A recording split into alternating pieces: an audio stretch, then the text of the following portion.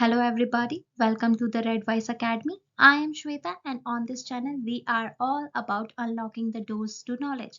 So hit that subscribe button, join our curious community and let's dive into the worlds of learning together. So today in this topic we are discussing about the computer radiography. Computer radiography basically होता क्या है? ये ये एक process होता है जिसमें हम कैप्चर करते हैं रेडियोग्राफिक डाटा को कन्वेंशनल एक्सरे मशीन से और प्रोसेस करते हैं उस डाटा को डिजिटली ताकि हमें क्या मिल सके, एक high quality of the radiograph मिल सके। पहले क्या होता था, जब हमारा स्क्रीन फिल्म रेडियोग्राफी होता था तो उसे हम क्या करते थे, मैनुअली करते थे। बहुत ज़्यादा टाइम कंज्यूमिंग भी होता था और हमें उतनी अच्छी इमेज भी नहीं मिल पाती थी। उस चीज़ को एलिमिनेट करने के लिए कंप्यूटर रेडियोग्राफी आई, जिसमें हमें क्या मिलता था, एक high quality of the image मिलती थी और ये हमारी मैनुअल से टाइम भी कम लेती थी। सेकंड हम बात करते हैं प्रिंसिपल। प्रिंसिपल क्या होता है हमारा कंप्यूटर रेडियोग्राफी की? जो कंप्यूटर रेडियोग्राफी होता है वो एम्प्लॉयज करता है फॉस्फर को, जो कि क्या करता है, काम करता है पीएसपी के प्रिंसिपल पे। अब पीएसपी होता क्या है? पीएसपी जो होता है वो होता है हमारा photo stimulating phosphor. Photo stimulating phosphor होता क्या है? जब हम किसी भी फॉस्फर को एक्सपोज करते हैं रेडिएशन से तो ये एब्जॉर्ब करती है रेडिएशन को और स्टोर करती है उस एनर्जी को रेडिएशन की। उसके बाद जब हम इसे डिफरेंट डिफरेंट लाइट से स्टिमुलेट करते हैं तो ये क्या करती है, ल्यूमिनेसेंस प्रोड्यूस करती है। अब जो वो अमाउंट ऑफ ल्यूमिनेसेंस है वो डायरेक्टली प्रोपोर्शनल होती है हमारे किसके, रेडिएशन एक्सपोजर के। इसका मतलब क्या है कि जो हमारी अमाउंट ऑफ ल्यूमिनेसेंस है वो डायरेक्टली प्रोपोर्शनल होती है रेडिएशन एक्सपोजर के। मतलब जितने अमाउंट का हमारा रेडिएशन एक्सपोजर होगा उतना ही अमाउंट का हमारा ल्यूमिनेसेंस निकलेगा। ठीक है। सेकेंड चीज हम डायग्राम में दिखाते हैं आपको। ये हमारी एक्सरेज आई, ये हमारी फॉस्फर पे पड़ी। फॉस्फर ने क्या करी, इस रेडिएशन को स्टोर किया। उसके बाद जब हमने इसे लाइट से स्टिमुलेट किया तो जो ये फॉस्फर ने जो स्टोर कर रखी थी रेडिएशन को, वो क्या हो गई, ल्यूमिनेसेंस के फॉर्म में निकल गई। ये हमारी एक्सरेज है, ये हमारी फॉस्फर पे पड़ी। फॉस्फर ने ये एक्सरेज को स्टोर किया। जब हमने इसे लाइट से स्टिमुलेट किया तो ये जो स्टोर एक्सरेज थी ये ल्यूमिनेसेंस के फॉर्म में निकल गई। सेकेंड हमारे पास आता है कंपोनेंट ऑफ सीआर। क्या क्या कंपोनेंट होते हैं हमारे सीआर के? First is conventional x ray machine, second is हमारा इमेजिंग प्लेट जिसे हम आईपी भी कहते हैं, आईपी रीडर जिसमें हम क्या करते हैं, फॉस्फर रीडर भी जिसे हम कहते हैं, and second is image display system. Conventional x ray machine होता क्या है? कन्वेंशनल एक्सरे मशीन होता है जिसमें से हमारी एक्सरेज निकलेगी, जिसमें हमारा कैथोड और एनोड होगा और एक्सरे का प्रोडक्शन होगा जहां से। सेकेंड हमारे पास आता है imaging plate. Imaging plate basically होता क्या है? इमेजिंग प्लेट वो डिवाइस होता है जिसमें हमारी इमेज क्या होगी, कैप्चर होगी। ये क्या होती है, एक थिन शीट ऑफ प्लास्टिक होती है जो कि हमारी डिफरेंट डिफरेंट लेयर से मिलेगी। वो लेयर कौन कौन सी है?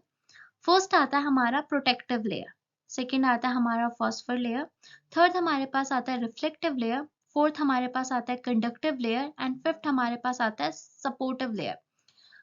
ये हमारा डायग्राम है। जो हमारा फर्स्ट लेयर जो होती है हमारी, that is protective layer, second is phosphor layer, ये हमारी थोड़ी मोटी होती है और ये हमारी सबसे इंपॉर्टेंट लेयर होती है आईपी में। Second is reflective layer, third is conductive layer and fourth is supportive layer. अब जो हमारी सबसे ज्यादा इंपॉर्टेंट लेयर होती है that is phosphor layer. Phosphor layer को हम क्या कहते हैं, एक्टिव लेयर भी कहते हैं, और इसके अंदर प्रॉपर्टीज होती हैं कि ये रेडिएशन की एनर्जी को स्टोर कर सके। जो हमारी फॉस्फर लेयर होती है ये बेसिकली बेरियम फ्लोरोहेलाइट से बनी हुई होती है। जो हम हेलाइट्स इसमें यूज करते हैं दैट इज बेरियम फ्लोरोब्रोमाइड जिसे हम 85% डालते हैं, एंड बेरियम फ्लोरोआयोडाइड जो कि हमारा क्या होता है, 15% होता है। इसमें हम थोड़ा सा यूरोपियम का भी ऐड करते हैं। जो यूरोपियम होता है वो हमारे एक्टिवेटर के जैसे काम करता है और इसे हम क्या करते हैं, बहुत ज्यादा स्मॉल क्वांटिटी में डालते हैं। ये क्या होता है, हमारा पीएसएल प्रिंसिपल के लिए रिस्पॉन्सिबल होता है और ये क्या करता है, क्रिएट करता है डिफेक्ट्स को, जिसमें हमारे क्या होता है, इलेक्ट्रॉन्स ट्रैप्ड होते हैं। होता क्या है, जब हम फॉस्फर को एक्सपोज करते हैं रेडिएशन से तो जो हमारा डाईवैलेंट यूरोपियम होता है ना, वो ऑक्सीडाइज हो जाते हैं और ट्राईवैलेंट में कन्वर्ट हो जाते हैं और क्या कर देते हैं, एक इलेक्ट्रॉन को हमारा रिलीज कर देते हैं वैलेंस बैंड में। ठीक है। अब वो जो इलेक्ट्रॉन होता है ना, वो वैलेंस बैंड से कंडक्टिव बैंड में मूव करता है बाद में और ट्रैप्ड हो जाता है हमारे कहाँ पे, एफ सेंटर में, फॉरबिडन जोन में। ठीक है। सेकेंड चीज हमारे पास आता है आईपी रीडर। आईपी रीडर को हम क्या कहते हैं, फॉस्फर रीडर भी कहते हैं। फॉस्फर रीडर होता क्या है कि एक बहुत ज़्यादा इम्पोर्टेंट पार्ट होता है हमारा सीआर इमेजिंग सिस्टम का। जो क्या होता है, जब हमारी आईपी को, जब हम सीआर कैसेट को जब हम रेडिएशन से एक्सपोज करते हैं ना, तो उसे हम इंसर्ट करते हैं सीआर रीडर में। उसके बाद क्या होता है, सीआर रीडर में क्या होता है, जो हमारा आईपी होता है, that is imaging plate. Imaging plate वहां से रिमूव होती है और फिट हो जाती है हमारी ड्राई मैकेनिज्म में। ड्राई मैकेनिज्म क्या करता है, उस प्लेट को मूव करता है कांस्टेंट वेलोसिटी में वाई एक्सिस में, ठीक है, जो कि क्या होता है, एक स्लो मोशन में डन किया जाता है। उसके बाद क्या होता है, जो रोटेटिंग मिरर होता है, रोटेटिंग और मल्टी मिरर होता है, वो रिफ्लेक्ट करता है वहां से रेड लाइट को लेजर लाइट सोर्स से।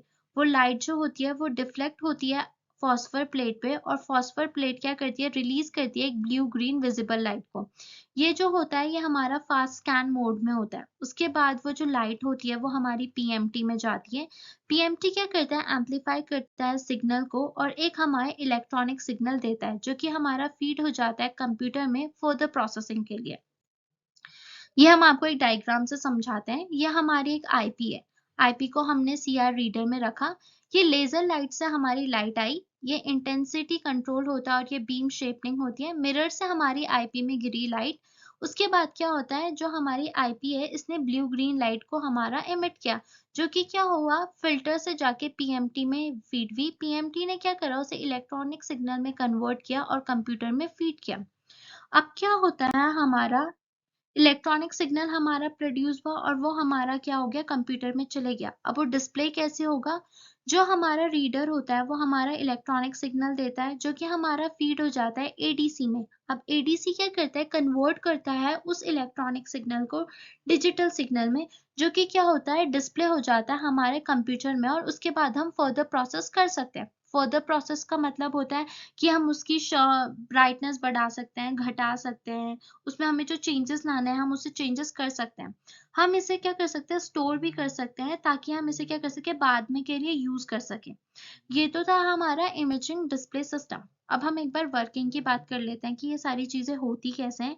जब हम आईपी को एक्सपोज करते हैं रेडिएशन से, तो जो हमारे ड्राई वैलेंट एटम थे वो ट्राई वैलेंट में कन्वर्ट हो जाते हैं और क्या हो जाते हैं, वैलेंस बैंड में मतलब एक इलेक्ट्रॉन को रिलीज कर देते हैं। वो जो इलेक्ट्रॉन होता है ना, वो जो इलेक्ट्रॉन होता है वो वैलेंस बैंड से कंडक्टिव बैंड में जाता है और ट्रैप्ड हो जाता है हमारे एप सेंटर में बहुत लंबे टाइम तक। उसमें क्या होता है, फिर जब हम आईपी रीडर में डालते हैं, तो जब वो स्टिमुलेट होती है हमारी लेजर लाइट से, तो जो एफ सेंटर होता है वो एब्जॉर्व कर लेता है उस लाइट को और ट्रांसफर करता है इलेक्ट्रॉन में।